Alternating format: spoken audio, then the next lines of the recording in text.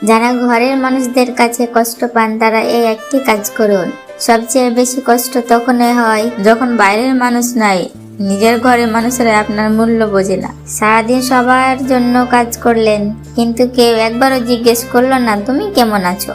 আপনি চুপ করে থাকলে সবাই ভাবে আপনার কোনো কষ্ট নেই, কিন্তু যে মানুষটা সবার জন্য ভাবে তার কথায় অনেক সময় কেউ ভাবে না। তখন বারবার নিজের ভালোবাসার নিজের গুরুত্ব প্রমাণ করার চেষ্টা করবেন না, কারণ যে ভালোবাসা চেয়ে নিতে হয় সেটা কখনো সত্যিকারের ভালোবাসা হয় না, বরং নিজের মন, সময় আর শক্তিকে নিজের জীবনে গড়ার পেছনে লাগান। প্রতিদিন নিজের একটু একটু করে উন্নত করুন, নতুন কিছু শিখুন, নিজের আত্মসম্মানকে শক্ত করুন, নিজের একটি আলাদা পরিচয় তৈরি করুন।